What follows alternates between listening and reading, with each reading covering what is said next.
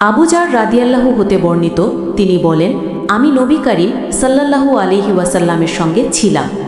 যখন তিনি উহুদ পাহাড় দেখলেন তখন বললেন, আমি পছন্দ করি না যে এই পাহাড়টি আমার জন্য সোনায় পরিণত করা হোক এবং এর মধ্য হতে একটি দিনারও স্বর্ণমুদ্রা আমার নিকট 3 দিনের বেশি থাকুক, সেই দিনার ব্যতীত যা আমি ঋণ আদায়ের জন্য রেখে দেই।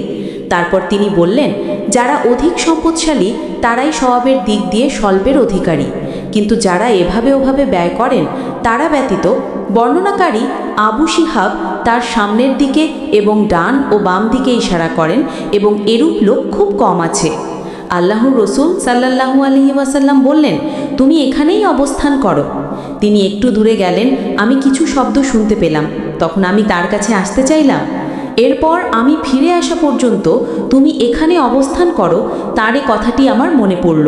তিনি যখন আসলেন আমি বললাম, হে আল্লাহর রসুল, যা আমি শুনলাম, অথবা বললেন যে আওয়াজটি আমি শুনতে পেলাম তা কি? তিনি বললেন, তুমি কি শুনেছ? আমি বললাম, হ্যাঁ। তিনি বললেন, আমার কাছে জিব্রাহিল আলাইহিসসালাম এসেছিলেন এবং তিনি বললেন, আপনার কোনো উম্মত আল্লাহর সঙ্গে কোনো কিছু শরিক না করে মারা গেলে সে জান্নাতে প্রবেশ করবে। আমি বললাম, যদিও সে এরূপ কাজ করে? তিনি বললেন, হ্যাঁ।